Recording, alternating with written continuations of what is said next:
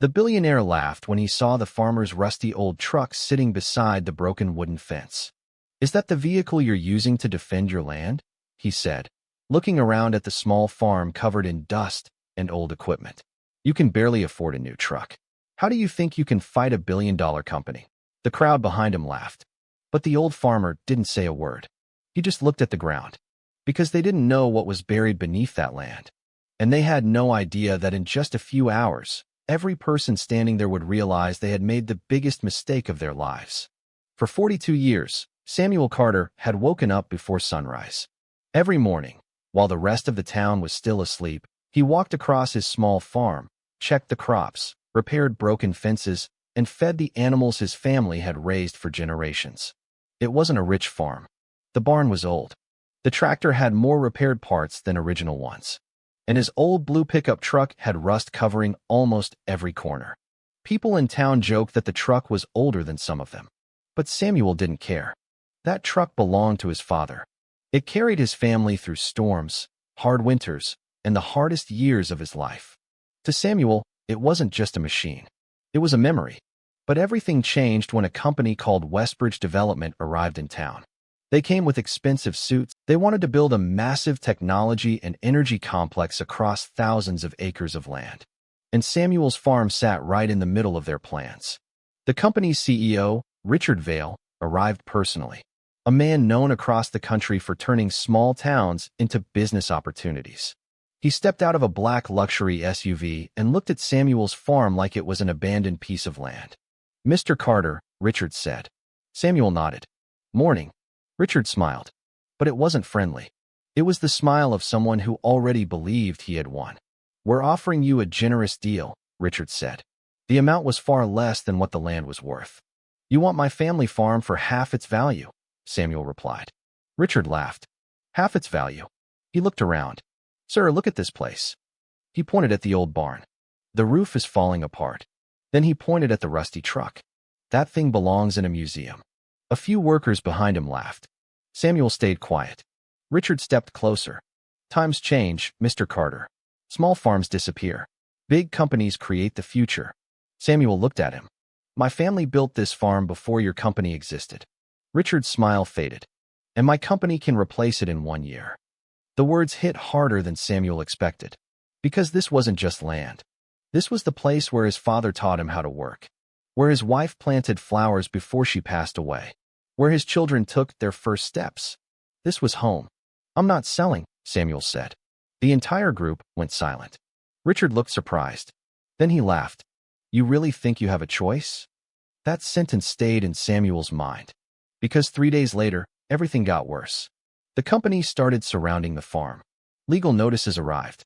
Survey teams entered nearby land. Construction vehicles appeared at the edge of his property. The town began changing. Some neighbors accepted the company's offers. Others were afraid. And suddenly, Samuel became the only person standing in the way. At the local diner, people whispered, "That old man should just take the money. He's fighting a billionaire. He doesn't stand a chance." Samuel heard every word. But he kept working, because he knew something they didn't. Something his father had told him decades ago. Never give away land you don't fully understand. At the time, Samuel thought those words were just advice. But now, he started wondering, what did his father mean? That night, Samuel opened an old wooden box that had been sitting in his attic for years. Inside were old photographs, letters, and a faded envelope. A name was written on the front. Carter Family Land Agreement, 1954. Samuel froze. He had never seen it before. His hands shook as he opened it. Inside was a document covered in old stamps and signatures. It was an agreement between his grandfather and the government. An agreement that protected the land from future corporate takeover. But there was something else.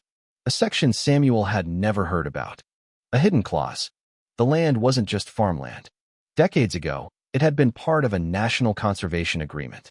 The original owners were granted permanent rights because the property protected a rare underground water system, a water source that supplied the entire region.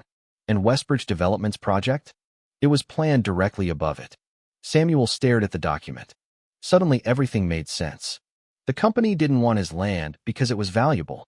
They wanted it because it was the only thing stopping them. But there was one problem.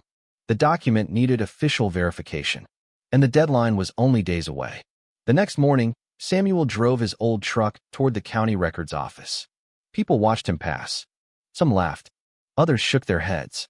Nobody knew that inside that rusty truck was a document worth more than the entire development project. But when Samuel arrived, everything changed. A government vehicle was already waiting. 2 engineers were standing outside, and they weren't looking at the truck. They were looking at him. "Are you Samuel Carter?" one of them asked. Samuel slowly stepped out. "Yes." The engineer looked shocked. "We've been trying to find you." Samuel frowned. "Why?" The engineer held up a folder. "Because your land agreement may be connected to the largest environmental case in state history." For the first time, Samuel saw fear in someone else's eyes. Not his. Theirs. Within hours, government officials arrived at the farm. Engineers walked across the fields. Experts examined the land. And suddenly the same people who ignored Samuel were treating him differently. News cameras appeared. Reporters asked questions. The town gathered. And Richard Vale? He was furious. He arrived with lawyers and demanded answers.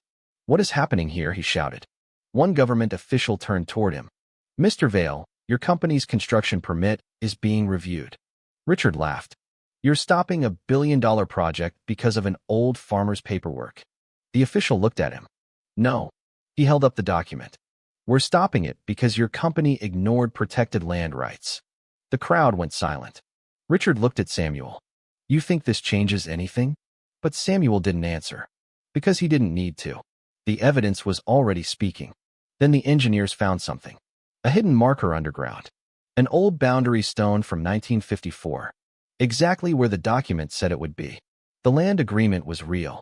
And Richard Vale's entire project was built on land he never legally controlled. The billionaire who came to humiliate a farmer was now the one being questioned. But Richard wasn't finished. He launched a final attack. His lawyers claimed Samuel had no proof that his family owned the agreement. They demanded the original signatures be verified. The entire town waited. Because if the signatures were fake, Samuel would lose everything. For 2 days, experts studied the documents, wondering if his father's final lesson had led him here for nothing. Then, the government arrived again. But this time, they weren't investigating. They were there to announce a decision. The official stepped forward. "After reviewing historical records, we have confirmed the Carter family agreement." The crowd held its breath. The land rights are valid. A wave of emotion moved through everyone. Samuel closed his eyes. Not because he won. Because his father was right. The official continued. "Furthermore, the documents reveal that Westbridge Development knowingly ignored protected land regulations." Everyone looked at Richard. For the first time, he had nothing to say. The man who spent years buying companies, controlling markets, and intimidating people, was standing powerless. In front of the same crowd, he tried to impress. His empire had been stopped by an old farmer and a forgotten piece of paper. Weeks later, the town changed. The development project was canceled. The land was protected, and Samuel's farm became something bigger than anyone expected. Not a symbol of wealth. A symbol of standing your ground. People who once laughed at his truck now stopped to shake his hand. Young farmers came to learn from him. Neighbors who doubted him apologized. One evening, Samuel sat beside his old pickup truck watching the sunset. A reporter asked him, "Mr. Carter, why didn't you give up when everyone said you would lose?" Samuel looked at his old truck. Then he smiled. "Because some things are worth more than money." The reporter asked, "Like what?" Samuel looked across his farm. "Family." The wind moved through the fields. The same fields everyone thought were worthless. The same fields that nearly destroyed a billionaire's dream. And the old farmer's rusty truck remained exactly where it had always been. Not broken. Not useless.